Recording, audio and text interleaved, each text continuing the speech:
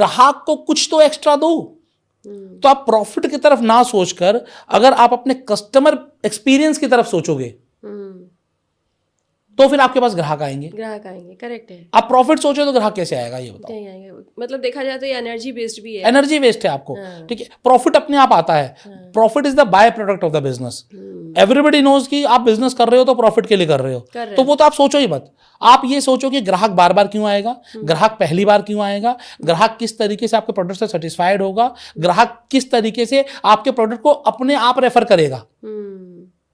अभी धुरंधर मूवी चल रही है, सब लोग बात कर रहे हैं। क्या अक्षय खन्ना ने बोला था आपको बात करने के लिए? नहीं। रणवीर सिंह ने? नहीं। आर माधवन ने? बिल्कुल नहीं। तो फिर आप बात क्यों कर रहे हो? मार्केटिंग कैसे? आप सिर्फ और सिर्फ आपको अच्छी लगी, आपको पसंद आई, इसलिए आप बात कर रहे हैं। करेक्ट है। तो इसी तरीके से आपके बिजनेस में आपने ऐसा क्या दिया लोगों को कि लोग आपके बारे में अपने आप से बात करें। करेक्ट है। तो ऐसा कुछ दे नहीं रहे हो, फिर आप बोल रहे हो कि मैं बिजनेस से कमा नहीं रहा हूं। तो कहां से कमाओगे? आपको सोचना है पहले आपको इस चीज के बारे में। बहुत अच्छी बात कही आपने कि आप वैल्यू क्या ऐड कर रहे हो, ये इंपॉर्टेंट है। ये इंपॉर्टेंट नहीं है कि प्रॉफिट क्या है, वो प्रॉफिट तो आएगा ही ना। प्रॉफिट तो आप कमाने के लिए बैठे हो, नुकसान में तो काम ही मत करो। मतलब जो लोग मैं शार्क टैंक इंडिया देखता हूं तो उसमें क्या लोग बोलते हैं कि 2 साल 3 साल हो गए, आई एम बर्निंग। अभी मेरा खर्चा 1.5 करोड़ का है, रेवेन्यू मेरा 1.25 करोड़ रुपए का है, अभी 25 लाख रुपए की बर्निंग है। अच्छा। अरे भाई धंधा कर रहे हो कि मजाक कर रहे हो, मुझे नहीं पता।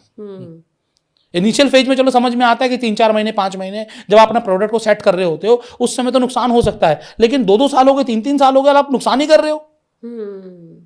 मतलब पैसे को आग लगाकर आप तमाशा देख रहे हो। तो इस तमाशा देखने को बिजनेस नहीं कहते हैं। मतलब ये तो फिर आप इन्वेस्टर्स के पैसे जला रहे हो और कुछ नहीं कर रहे हो। बिजनेस को पहले दिन से प्रॉफिट करने की कोशिश करो कि हाँ मेरा प्रॉफिट आना चाहिए, कम आए ज्यादा आए। ज्यादा कैसे करें, इसके लिए हम इन्वेस्टमेंट करेंगे ना। हाँ। आज मैं 1 करोड़ कमा रहा हूं, मुझे 5 करोड़ कमाने हैं, इसके लिए मुझे कितना मार्केटिंग में इन्वेस्ट करना पड़ेगा, ये कैलकुलेशन करके आप पैसा लगाओ तो समझ में आता है। अभी मैं 1 करोड़ नुकसान में हूं, मैं और पैसा लगाकर उस नुकसान में और पैसा लगा दूं। पहले आप कैलकुलेट करो नुकसान में क्यों है। अगर मान लो फेसबुक ऐड आप चला रहे हो, आपके फेसबुक ऐड में आपका 5,000 रुपए का एक्सपेंस आ रहा है एक सेल पर, और उस प्रोडक्ट कॉस्ट प्लस में Facebook cost plus marketing cost, logistics cost, return cost, सब कुछ मिलाकर आपका उतना पैसा भी नहीं आ रहा जितना पैसा आपने लगाया है पूरी मार्केटिंग में। मान लीजिए इन सब में आपने लगा दिया 10,000 रुपए और आ रहा है आपके पास 7,000 रुपए, तो आप 3,000 रुपए लॉस में हो। तो पहले आप ये सोचो कि 3,000 रुपए की रिकवरी कैसे करूं। पहली सोच आपकी ये होनी चाहिए। क्या हमें फेसबुक पे कैंपेन चेंज करने की जरूरत है? क्या हम अपने लॉजिस्टिक्स सस्ते करने की जरूरत है? क्या हमें अपने प्रोडक्ट में कुछ ऐसा करने की जरूरत है कि इसकी कॉस्टिंग कम आ जाए? कहीं से तो पहले आप उस अपने लॉस को मिनिमाइज करने की कोशिश करो, या फिर इतना बड़ा स्केल बनाओ उसका कि वहां से प्रॉफिट आना शुरू हो। तो ये आप ना बर्निंग वाली स्ट्रेटेजी मत अपनाओ, हमेशा अर्निंग वाली स्ट्रेटेजी अपनाओ। अर्निंग वाली स्ट्रेटेजी में आप लॉन्ग टर्म में ज्यादा ग्रो कर पाओगे।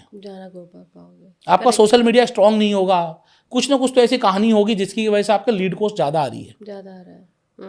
तो बहुत सारे फैक्टर्स होते हैं, लोग केवल एक ही फैक्टर पे काम कर रहे होते हैं। किसी भी एक फैक्टर से कभी नुकसान नहीं होता, मल्टीपल फैक्टर्स होते हैं जिसकी वजह से नुकसान होता है। करेक्ट है सर। एक क्वेश्चन और है मेरे दिमाग में भी जस्ट आया कि आपने बोला कि बिजनेस को लेके बहुत डीप चीज़ें बताई हैं और आप बिजनेस गाइड भी करते हैं और आप ये भी बताते हैं कि कैसे अपने बिजनेस को ग्रो कराना है, ब्रांडिंग करानी है या उसके फ्रेंचाइजी मॉडल को कैसे लेके जाना है। हम 2 तरह के बिजनेस मार्केट में ज़्यादा देखते हैं, एक ये कि लोग प्रोडक्ट बेस करते हैं, एक ये कि लोग स्किल बेस करते हैं। एक सर्विस प्रोवाइड कर रहे हैं और एक प्रोडक्ट प्रोवाइड कर रहे हैं।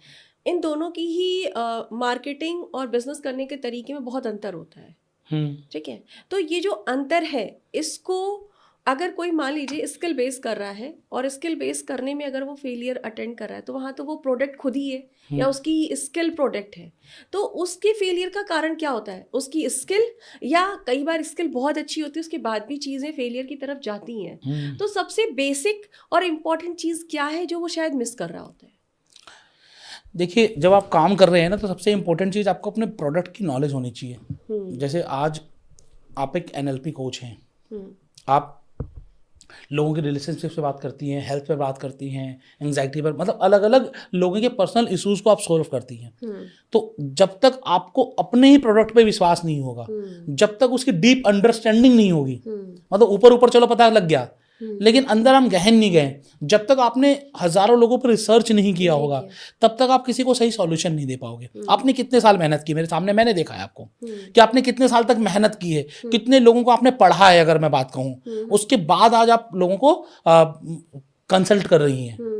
तो क्या करते हैं लोग, 3 NLP की क्लास ले ली, 3 दिन की मास्टर क्लास ले ली और अगले दिन से कंसल्ट करना शुरू कर दिया। उनको किताबी ज्ञान तो हो गया लेकिन उन्हें असल जिंदगी का ज्ञान नहीं हुआ। तो आप अगर कोई बिजनेस कर रहे हैं, पहले उस बिजनेस की डीप अंडरस्टैंडिंग तो लें, चाहे वो स्किल बेस्ड हो चाहे प्रोडक्ट बेस्ड हो, कुछ भी हो। आपको प्रोडक्ट के अंदर तक नॉलेज तो होनी चाहिए। आप मार्केट में जाकर तो देखिए कि बाकी लोग क्या क्या काम कर रहे हैं। तो आप सिर्फ और सिर्फ अपनी नॉलेज पर काम नहीं कर रहे हो, इसी की वजह से कहीं ना कहीं इशू आ रहा होगा। बाकी सब चीजें तो मार्केट में अवेलेबल है। आपको टीम चाहिए टीम मिल जाएगा, आपको सिस्टम चाहिए सिस्टम मिल जाएगा, बने बनाए AI सिस्टम से, सॉफ्टवेयर सिस्टम है, सब कुछ है, करेक्ट है। ठीक है, लेकिन नॉलेज आपको नहीं मिलेगी बने बनाई, नॉलेज आपको लेनी पड़ेगी। करेक्ट है। मतलब ऐसा कुछ इंजेक्शन नहीं आया कि लगा दिया और नॉलेज आ गई। आ जाए तो मुझे भी बताना, मैं भी बहुत सारी लेना चाह रहा हूँ। बिल्कुल नहीं, लोग ये इम्पल्सिवली होते हैं कि मैंने इतना क्लास कर लिया, इस तरह की स्किल सीख ली, अब मैं बिजनेस नहीं कर पा रही हूँ या पा रहा हूँ, तो मैं कैसे जाऊँ। तो ये है आज की डेट में, और आपका सही देखो, नॉलेज लेने के बाद भी कई बार ऐसा होता है, वो बिजनेस माइंडसेट भी होना चाहिए। करेक्ट है। अल्टीमेटली हर चीज हर किसी के लिए नहीं बनी है। आपको समझना पड़ेगा कि आपकी पर्सनैलिटी कैसी है। करेक्ट है।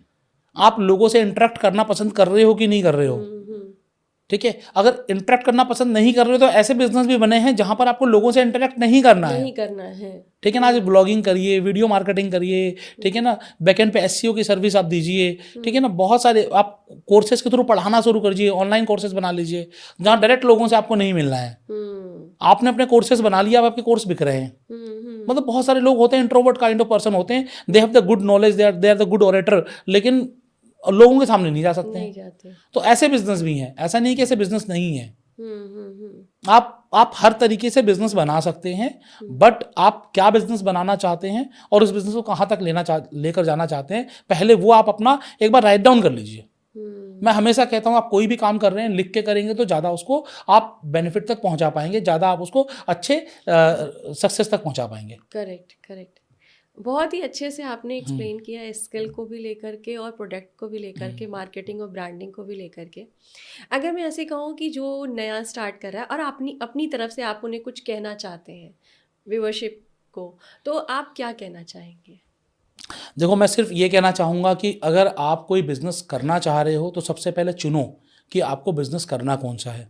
आप देखो कि जो बिजनेस आप करना चाह रहे हो उस बिजनेस को करने के लिए आपके अंदर वो पैशन है भी कि नहीं है, कितना लंबा समय उस बिजनेस में आप अपना इंटरेस्ट बनाए रखोगे, ठीक है ना। क्योंकि जब तक आपका इंटरेस्ट या जुड़ाव उस बिजनेस के साथ नहीं होगा आप उसे ग्रो नहीं कर पाओगे। तो अपने पैशन को पहचानो, अपने इंटरेस्ट को जगाओ और उसके बाद किसी बिजनेस में आओ। फिर उस बिजनेस की सारी अपने नियर बाय कॉम्पिटिटर्स के पास जाओ, जितने भी लोग उस बिजनेस को कर रहे हैं, आखिरकार वो ऐसा क्या नहीं दे रहे हैं जो लोगों को चाहिए। उस गैप को पहचानो। एक बार आपने वो गैप समझ लिया, वो गैप पहचान लिया, उसके बाद क्या है कि वो उस गैप को आप फुलफिल करने की कोशिश करो। करेक्ट है। जब आप फुलफिल करोगे तो लोग आपके पास आएंगे। जैसे देखिए क्या हुआ कि टैक्सी सर्विस आज से तो नहीं है, 50 सालों से है। करेक्ट है। लेकिन उबर ओला ने क्या समझा कि लोग मोबाइल पे क्लिक करो, टैक्सी उनके घर तक आ जाए। यही तो गैप फिल किया। यही गैप फिल। टैक्सी तो पहले से है ना, करेक्ट है, चल ही रही थी, तो ये गैप फिल कर दिया इसने। जेप्टो ने और ब्लिंकिट ने क्या किया, राशन की दुकान के आज से हैं, नहीं, मॉल भी खुल गए थे। करेक्ट। अमेजन पे भी राशन आना शुरू हो गया था, 3 दिन 4 दिन में 5 दिन में आ ही रहा था। करेक्ट है। उन्होंने क्या किया, लोगों को जरूरत तो अभी है, किचन से वाइफ आवाज लगाती है कि बेसन खत्म हो गया, बेसन मंगा लो, ठीक है ना, और वो बेलन लेकर बाहर आए उससे पहले बेसन आ जाता है। ये समझा। करेक्ट है। जेप्टो ने समझा और सॉल्यूशन दिया, आज देखिए कितनी बड़ी कंपनी बन गई है। तो आप मार्केट में